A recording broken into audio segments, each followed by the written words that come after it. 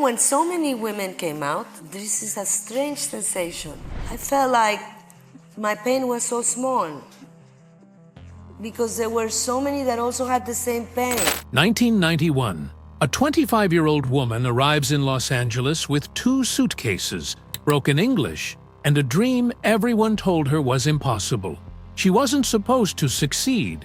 She was too short, too Mexican, too different. But Salma Hayek didn't come to Hollywood to fit in. She came to break down every door they tried to keep closed. From telenovela star to Oscar nominee, from symbol to powerful producer, from silenced victim to warrior.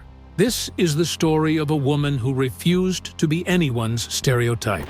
It's a privilege because there's so many people that would like to be where I am right now. The girl from Coatzacoalcos, September 2nd, 1966. Coatzacoalcos, Veracruz, Mexico. A small coastal city in the Gulf of Mexico, oil refineries, working-class neighborhoods, and one very unusual family. Salma Valgarma Hayek Jimenez was born into privilege, but not the kind you'd expect. Her father, Sami Hayek, was a Lebanese immigrant who became a wealthy oil executive. Her mother, Diana Jimenez, was a Spanish opera singer and talent scout. Growing up, Salma was different. She had a thick unibrow, something other kids mocked relentlessly. She struggled with dyslexia, making school a nightmare. But she also had something else: fire. At 8 years old, Salma walked into a local movie theater and saw Willy Wonka and the Chocolate Factory. That moment changed everything. "I want to be an actress," she told her parents. They thought it was a phase. At 12, they sent her to the Academy of the Sacred Heart, a Catholic boarding school in New Orleans, Louisiana. It was supposed to make her more refined, more proper. Instead, it made her rebellious. She returned to Mexico and enrolled at the Universidad Iberoamericana to study international relations. Her father wanted her to have a real career, something stable, respectable. But Salma had other plans. 1989. At just 23 years old, Salma dropped out of college and auditioned for a telenovela called Teresa. She got the lead role. Teresa became a massive hit across Latin America. Salma was suddenly a household name, adored by millions, her face on magazine covers, her every move followed by paparazzi. She was a star, but she wanted more. "I didn't want to be the biggest star in Mexico," she later said. "I wanted to be an actress, a real actress, and that meant Hollywood." Her friends laughed. Her fans were furious. "Why would you leave when you're already successful?" But Salma had made up her mind. Fighting for a place in Hollywood. 1991. Salma Hayek lands in Los Angeles. No connections, barely any English, and an industry that didn't want her. Hollywood in the early 90s had one role for Latina women: the maid, the gangster's girlfriend, the exotic temptress. Salma refused every single one. She enrolled at the Stella Adler Studio of Acting in New York. She studied English relentlessly, fighting through her dyslexia, repeating words until her accent softened. But Hollywood still saw her as too Mexican. She took whatever work she could find. A small role in Mi Vida Loca, 1993. Tiny parts, background characters. It wasn't enough. Then, in 1994, director Robert Rodriguez saw something in her. He was casting for Desperado, a high-octane action film starring Antonio Banderas. Salma auditioned. She got the part. Desperado hit theaters in 1995, and Salma exploded onto the scene. She was fierce, sexy, magnetic. Suddenly, Hollywood was paying attention. Rodriguez cast her again in From Dusk Till Dawn, 1996, a bloody vampire movie with George Clooney and Quentin Tarantino. Then came Wild Wild West, 1999, and Dogma, 1999. The media called her a bombshell, a sex symbol, the hottest Latina in Hollywood. People magazine named her one of the 50 most beautiful people. Maxim put her on their Hot 100 list. But Salma hated it. "I didn't come here to be decoration," she said in a 2003 interview with Oprah. "I became what they decided I was." and I fell into the trap. She was being offered millions of dollars, but only to play the same role over and over. The girlfriend, the temptress, the body, never the lead, never the complex character, never the artist. And that's when Salma decided, if Hollywood won't give me the roles I deserve, I'll create them myself. The 8-year battle for Frida Kahlo, the legendary Mexican surrealist painter, a feminist icon, a woman who turned pain into art. Salma had admired Frida since she was a teenager. I saw myself in her, Salma said. Not the pain, but the refusal to be anyone's victim. In the early 90s, Salma decided she would bring Frida's story to the screen. But there was a problem. Nobody wanted it. A movie about a Mexican painter with a unibrow? Who's going to watch that? Studio after studio turned her down. Madonna wanted to play Frida. Jennifer Lopez was interested. Even Laura San Giacomo was cast at one point, until protests erupted because she wasn't Latina. But Salma didn't give up. For 8 years, she fought. She founded her own production company, Ventana Rosa, in 1999, just to have the power to make this film happen. She lobbied Dolores Olmedo Patino, the administrator of Frida Kahlo's estate, to secure the rights to Kahlo's paintings. She personally approached Alfred Molina backstage at his Broadway play and begged him to play Diego Rivera. And then she made a deal with Harvey Weinstein and Miramax. It was a decision that would nearly destroy her. Harvey Weinstein didn't just produce Frida.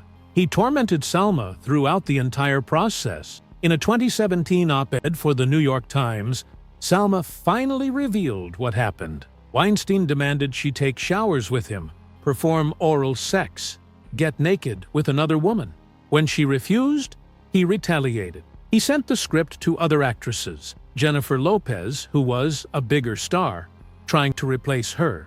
He told Salma that if she wanted to keep the film, she'd have to raise $10 million herself, cast 4 major actors in smaller roles, rewrite the entire script. She called it a phalanx of angels who came to my rescue. Edward Norton rewrote the script for free with no credit. Jeffrey Rush, Ashley Judd, and Antonio Banderas all agreed to work for reduced pay. Director Julie Taymor fought alongside her every step of the way. Finally, production began. But the nightmare wasn't over. Weinstein told Taymor he was going to break the kneecaps of that sea. Referring to Salma, he demanded the film be sexier. He wanted Frida in revealing clothes, despite the fact that the real Frida Kahlo never dressed that way. And then he made his final demand: a lesbian scene, full frontal nudity, between Salma and another actress.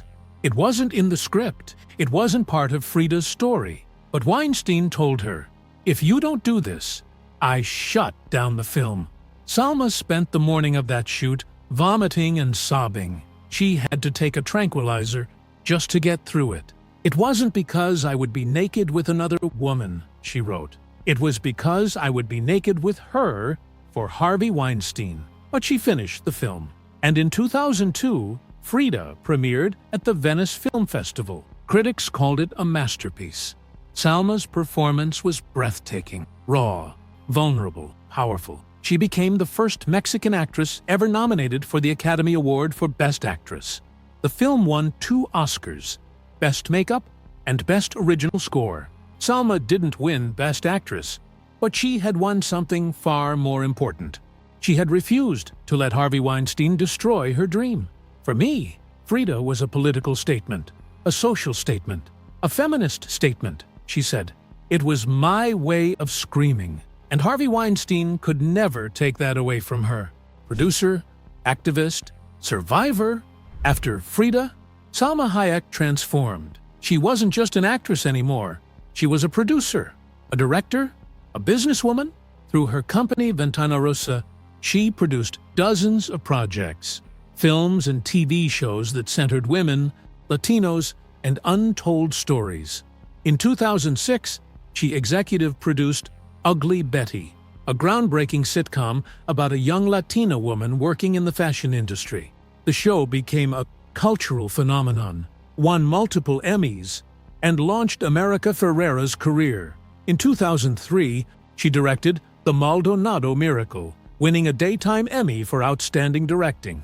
She continued acting, Grown Ups, 2010, voicing Kitty Softpaws in Puss in Boots, 2011, joining the Marvel Cinematic Universe in Eternals, 2021. But her most important role was still to come. October 2017. The New York Times publishes its first exposé on Harvey Weinstein. Dozens of women come forward with stories of sexual harassment, assault, and abuse. The hashtag #MeToo movement explodes. For 2 months, Salma stayed silent, not because she had nothing to say, but because she had forgiven him. Harvey had a lot of respect for me, she told Oprah in 2018. I earned it with blood. I was able to let go and move on. But as more women spoke up, Salma realized her silence was complicity. December 13th, 2017. Salma published her op-ed in the New York Times. Harvey Weinstein is my monster too. She detailed every horrifying moment, the harassment, the threats, the sex scene, the trauma. Weinstein issued a statement denying her allegations. One of only 2 responses he gave to any accuser. The other was to Lupita Nyong'o, both women of color. It was a strategy by the lawyers, Salma said at Cannes in 2018. Women of color are the easiest to discredit. If he could discredit us, maybe he could discredit the rest. But Salma refused to be silenced. She joined 81 other women in a historic march at the Cannes Film Festival, demanding equality, safety, and justice. In 2020, Harvey Weinstein was convicted of rape and sexual assault. He was sentenced to 23 years in prison. Salma has continued to speak out, not just about Weinstein, but about the systemic barriers facing women, especially women of color, in Hollywood. We should have been angrier sooner, she said, but now she's making sure the next generation won't have to fight the same battles. Love, family, and legacy. For all her battles in Hollywood, Salma's greatest source of strength has always been her family. In 2009, she married François-Henri Pinault, a French billionaire and CEO of Kering, the luxury fashion conglomerate that owns Gucci, Saint Laurent, and Balenciaga. 2 years earlier, in 2007, she had given birth to their daughter, Valentina Paloma Pinault. Salma has fiercely protected Valentina's privacy, rarely sharing photos, keeping her out of the spotlight, raising her away from Hollywood's glare. What's the point of having children if I'm not going to be with them? She said in a 2020 interview. At 60 years old, Salma Hayek is busier than ever. In 2021, she starred in Ridley Scott's House of Gucci, alongside Lady Gaga and Adam Driver. In 2022, she reprised her voice role as Kitty Softpaws in Puss in Boots: The Last Wish. In 2023, she danced opposite Channing Tatum in Magic Mike's Last Dance. I love proving everyone wrong, she told NPR in 2026. They said I'd be done at 40, then 50, now I'm 60, and I'm just getting started. She's sold multiple TV projects, signed a first-look deal with Lionsgate, and continues to champion Latino stories and female filmmakers. I didn't have it easy, she told Oprah in 2003, but I'm lucky for that because I learned how to create things for myself. I learned how to produce, to direct, to write. I'm not disposable anymore. When I'm 60, I can keep directing. I can keep creating. I have a voice that makes a difference. And she was right. The barrier breaker. Salma Hayek didn't just break into Hollywood. She shattered every barrier in her way. She opened doors for an entire generation of Latina actresses: America Ferrera, Eva Longoria, Zoe Saldana, Gina Rodriguez. She proved that Latina women could be leads, not just sidekicks, artists, not just decorations, survivors, not just victims. She taught Hollywood and the world that beauty isn't just what you look like, it's what you refuse to accept. She kept her unibrow for years, a middle finger to anyone who said she needed to change. She speaks 4 languages: Spanish, English, Arabic, and French, refusing to be limited by borders or expectations. She's been open about her dyslexia, proving that learning differences don't define your potential. Salma Hayek arrived in Hollywood with 2 suitcases and a dream. She was told she was too short, too Mexican, too different. She proved them all wrong, not by changing who she was, but by refusing to be anything less than herself. Who inspires you to break barriers? Share your story in the comments. Like, subscribe, and hit the bell for more stories of courage, resilience, and triumph.